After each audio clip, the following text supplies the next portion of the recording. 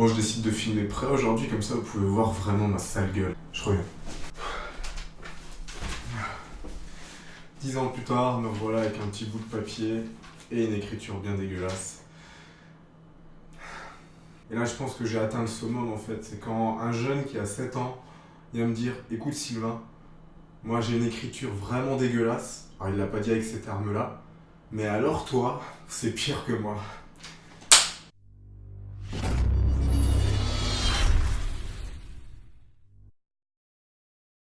Alors tout ça pour vous dire qu'aujourd'hui, je vais vous expliquer un peu comment j'ai fabriqué mon programme, pour que vous puissiez un peu comprendre, et comme ça, en espérant peut-être que ça va vous aider, vous, à créer votre propre programme aussi. J'ai un peu chaud, je me mets à l'aise. Pour commencer cette vidéo, il me semble important de recontextualiser. Ça fait maintenant 8 ans que je fais de la muscu, en tout cas du renforcement musculaire plus de la musculation, et ça fait à peu près 4 ans que je me suis lancé un peu en quête de compétition. Compétition bodybuilding, mais j'avais aussi en tête de faire des compétitions de force athlétique. Et je l'ai toujours en tête d'ailleurs. Je suis à un niveau où maintenant j'ai suffisamment de recul sur les choses, suffisamment de connaissances pour me dire il faut que j'aille dans telle ou telle direction en fonction de ce qui se passe. C'est-à-dire que les programmes ne sont plus fixes, à la fois ils sont fixes, mais ils sont modulables en fonction de comment mon corps réagit. Je vais essayer de respecter des principes simples que vous pouvez retrouver à d'autres endroits dans ma chaîne YouTube pour vous aider à comprendre. Il s'agit tout simplement du principe agoniste-antagoniste, des facteurs de l'hypertrophie, surcharge progressive, temps sous tension, congestion, ce genre de choses. Donc cette année, c'était la meilleure année pour moi parce que j'avais le meilleur niveau de ma vie. Alors on dit ça tous les ans et tous les ans on essaye de repousser un peu plus. C'est ce qui fait qu'à un moment donné, on est toujours dans un objectif. On arrive toujours à se motiver parce qu'on est toujours dans une logique de progression. D'ailleurs, ça n'a pas changé. J'ai comblé des défaillances et des déficits en qualité musculaire que j'avais repéré déjà il y a à peu près plus d'1 an, mais j'ai d'autres choses qui se sont passées. Donc si on regarde bien là, les petites photos que je vais vous montrer, on voit clairement que je manquais du haut des pecs, de la partie intérieure, d'un peu d'épaule, mais surtout d'épaisseur de dos. Alors ça se voit peut-être pas forcément sur les photos, mais pour être à côté des autres athlètes, ça je l'ai vu. Il y a peut-être un muscle où je m'en suis bien sorti, c'est les mollets. Mais bon, les mollets... J'ai également eu des douleurs en fin de préparation au niveau des épaules, avec une perte de force sur tous les exercices de poussée. Quand vous avez des défaillances ou des soucis, ça n'arrive pas par hasard. Donc si on reprend mon ancien programme, que je vais essayer de faire maintenant de tête, puisque j'ai un peu Alzheimer et j'oublie ce que je fais. Ah, je sais, la vie est compliquée. À 25 ans, Alzheimer. En fait, ce qui s'était passé, c'est que j'avais un programme où j'avais dissocié mes bras.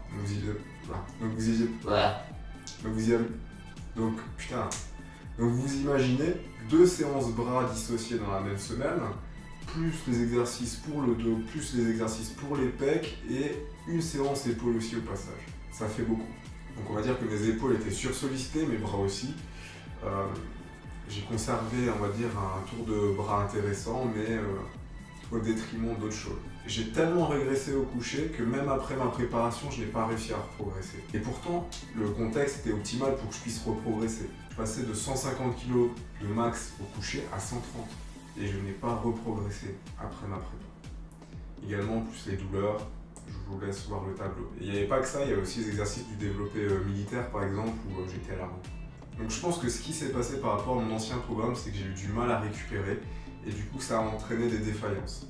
Maintenant que je vous ai dressé un peu le tableau de finalement ce qui s'est passé durant les 8 dernières années et plus précisément la dernière année, on va pouvoir passer maintenant à la construction du nouveau programme.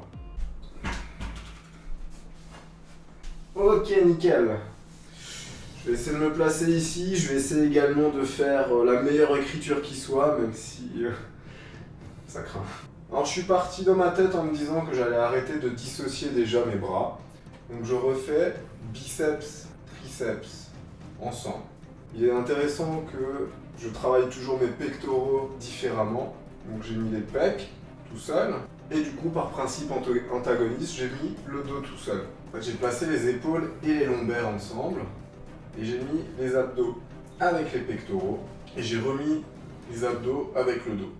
Sachant que ici mes lombaires sont travaillés, ici aussi, et mes abdos sont travaillés ici et ici. Donc on est à peu près sur un même volume d'entraînement pour l'agoniste, l'antagoniste. Il manque les jambes. Donc on a les jambes. Alors vous allez me dire, super, 5 séances. Non, non, il n'y en a pas 5. Elles sont un peu différentes en plus. Donc qu'est-ce que j'ai fait, comment je l'ai réfléchi? C'est que biceps, triceps, j'ai gardé à peu près les mêmes exos que d'habitude, sauf que je fonctionne en 4-3. 4, il y a un exo polyarticulaire en plus, et 3, c'est les 3 exos, à dire, d'isolation, les exos standards qui ont fonctionné pour moi cette année. Pour les triceps, des extensions à la poulie, haute et basse, et du kickback. Pour les biceps, on va retrouver du curl bar debout, du curl marteau halter et du curl à la poulie double, donc double biceps. Sachant que quand je fais des exercices, j'ai toujours des régulations. C'est-à-dire que si j'ai pas les possibilités de m'entraîner, manque de matériel, ou si j'ai envie de changer de stimulation, je vais proposer d'autres exercices. Et du coup, les exercices de remplacement en biceps, par exemple, ça va être du curl incliné halter, du curl Larry Scott ou du curl spider. Maintenant, on va parler du 4. Le 4, il y a un exo en plus. Cet exercice-là, c'est l'exercice polyarticulaire. Et du coup, pour pas qu'il y ait de déséquilibre entre les deux, ça va tourner sur une semaine sur deux. C'est-à-dire qu'une semaine sur deux, j'aurai un exercice de plus pour les biceps, et la semaine suivante, un exercice de plus pour les triceps. Pour les biceps, j'ai choisi les tractions supination, et pour les triceps, les dips. Je chercherai toujours à me lester, parce que c'est dans une logique de progression. Maintenant, parlons de la séance pectoraux. Je vais arrêter le développé couché. Et oui, vous avez bien entendu, mais je vais modifier 2-3 choses, donc j'arrête pas réellement le développé couché. J'arrête le développé couché barre. Maintenant, je pars sur les haltères et sur de l'incliné. Donc je commence ma séance par ça, exercice polyarticulaire. J'ai un deuxième exercice polyarticulaire, ça va être du développé couché, barre resserré. Pourquoi? Parce que j'avais envie. Donc je pense que c'est important de le placer parce que ça va stimuler différemment mon corps. Et peut-être que je vais combler les déficits que j'ai accumulés durant plusieurs années. C'est censé travailler un peu plus la partie médiane des pectoraux. À voir. Ensuite, on a les exercices qui reviennent, donc les exercices d'isolation. Donc pour les pectoraux, ça sera la poulie double, prise en haut, et du pull-over avec hyper extension à la corde. Au lieu de finir juste comme ça, je vais finir à me chercher à me grandir à la fin du mouvement. Les abdos, ça sera tout simplement des crunchs à la poulie. Au niveau du nombre de séries et de répétitions, comment je fonctionne, c'est très simple, je commence par m'échauffer. C'est super important et je pense que tout le monde devrait le faire. Et ensuite, je fais 1 ou 2 séries à vide ou avec un poids moyen juste pour me chauffer. Et après, je commence justement à compter mon nombre de séries, sachant qu'il y en aura 6 pour tous les exercices que je vais vous citer, sauf exception à certains endroits. Donc là, tout ce que je vous ai cité pour le moment, c'est 6 séries de chaque. Ça fait beaucoup. Au niveau du nombre de répétitions, je prends en compte si c'est des fibres lentes, des fibres rapides, mais pas que. Je prends en compte les différents principes que je vous ai cités plus tôt.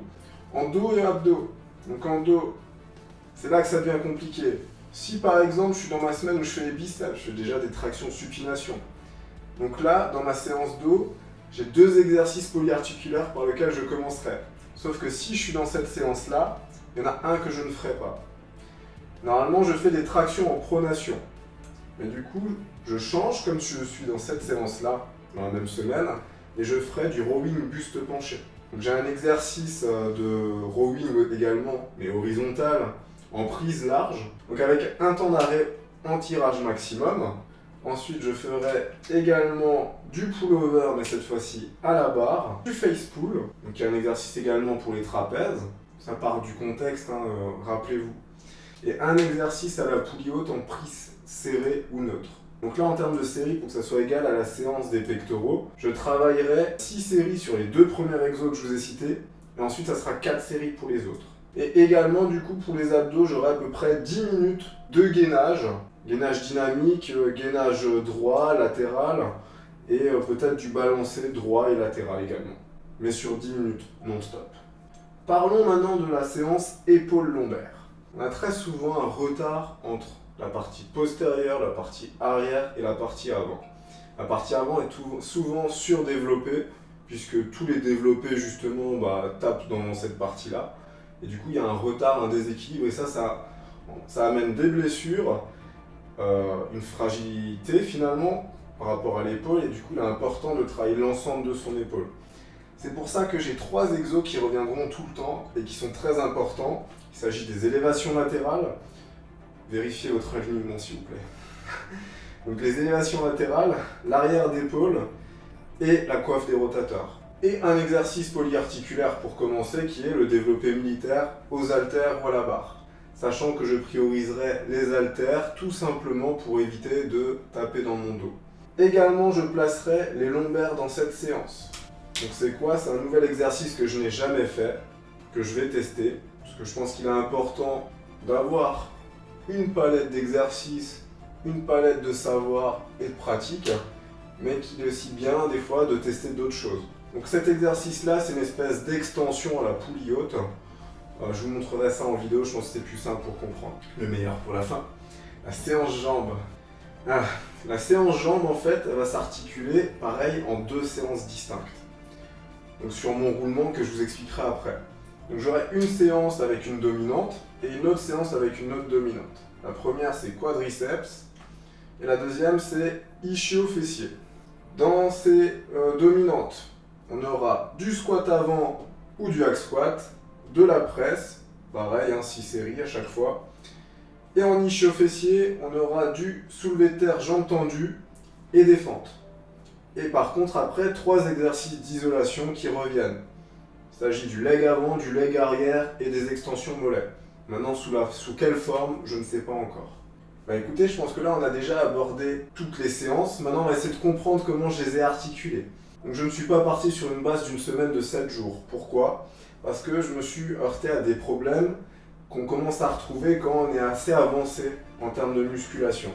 Il s'agit de la récupération, de nos capacités de récupération et de la cohérence de séance. Ça veut dire que si vous faites une séance de petits moyens groupes musculaires avant une séance d'un gros groupe, potentiellement la séance des petits moyens groupes va impacter sur la séance du gros groupe et en même temps va empêcher la progression de cette séance-là. C'est-à-dire que vous allez cataboliser. Imaginons maintenant que vous placez les épaules et vous faites les pecs le lendemain, ou les jambes, non plutôt les jambes parce que les pecs c'est complètement débile. Vous allez cataboliser sur les épaules parce que vous aurez fait les jambes demain. Maintenant si vous faites l'inverse, les jambes et les épaules ensuite, ça a déjà plus de sens. Mais il faut faire attention à ce que vous n'ayez pas de séance qui soit agoniste, non, oui qui soit agoniste, c'est bien, c'est le bon terme, aux épaules et proche des épaules, sinon ça va être une catastrophe. Imaginons maintenant que vous avez fait jambes-épaules, et qu'un jour après vous faites les pectoraux ou les triceps, ça va être compliqué, vraiment. Donc il a fallu penser tout ça et j'ai mis énormément de temps à trouver un fonctionnement qui est viable sur le papier, mais je pense qu'il est viable dans la réalité. Donc ma première séance, ça sera les pecs. D'ailleurs, il n'y a pas de jour défini, moi j'ai horreur de ça de me dire lundi c'est pecs, mardi c'est jambes, mercredi c'est dos, enfin ça j'ai horreur de ça. Je préfère que ça roule en fonction justement de ce que je vis, sachant que je fais pas que de la muscu, je fais aussi du judo, je fais aussi du tennis, et des fois c'est compliqué de tout mettre ensemble, du coup il n'y a pas de jour qui sont définis. Si je suis pas fatigué, j'y vais, si je suis fatigué, des fois je me donne même un jour de récup supplémentaire parce que je tiens pas. Vaut mieux des fois en faire moins que trop parce qu'on le paye au bout d'un moment, quand on fait du trop. Donc ma première séance, ça sera les pecs, avec les abdos. La deuxième, ça sera les jambes. Et là, coupure, un jour de récupération. Ensuite, je fais dos et épaules. Et de nouveau, un jour de récup. Après, je fais les bras. Et là, je vais mettre une séance cardio, parce que c'est important d'être complet et de penser fonctionnel. Après, tout dépend du type de cardio que vous faites. Moi, ça sera quand même essentiellement soit du fractionné ou du basse intensité. À voir encore sur la forme. Et de nouveau, un jour de récup. Donc si vous comptez bien, 1, 2, 3, 4, 5, 6, 7, 8, 9, nous arrivons bien à une semaine de 9 jours. Si on reprend ce que je vous ai dit avant, une semaine de 9 jours avec une configuration comme ça. Donc par exemple, là je ferai au niveau des bras, je ferai les biceps. Dans mon dos, je ferai pas l'exercice de traction pronation. Et dans mes jambes, je ferai une des 2 séances en fonction de la dominante. Et la semaine suivante, j'inverse. Ça veut dire qu'en fait, mon roulement, il tient sur 18 jours. J'aurai suffisamment de recul par rapport à ce roulement à partir d'un bon 3 mois. Et je pense que c'est vraiment le minimum pour savoir qu'est-ce qui s'est passé et si j'ai progressé. Je chercherai toujours à progresser dans la charge de travail ou dans le volume d'entraînement. Après, dans la forme, à voir encore comment. Et bah écoutez, c'est tout pour aujourd'hui. J'espère que cette vidéo a été assez claire et que vous avez pu comprendre certaines choses. Pour tous les principes, vous pouvez les retrouver sur ma chaîne en général. J'essaye quand même de traiter les choses. Maintenant, dites-moi dans les commentaires si vous n'avez pas compris ou si justement ça vous a aidé à construire vos propres programmes. Je tiens à rappeler quand même que ce programme-là fonctionne pour moi, ne fonctionnera pas forcément pour vous et qui prend en compte mon contexte et mes objectifs bien évidemment. Et bien écoutez, c'est tout pour aujourd'hui, j'espère que cette vidéo vous a plu. Si c'est le cas, n'hésitez pas à partager, à liker, à commenter et vous abonner, c'est le plus important. Et je vous retrouve mercredi dans 2 semaines pour une nouvelle vidéo. Et d'ici là, portez-vous bien. Tchuss.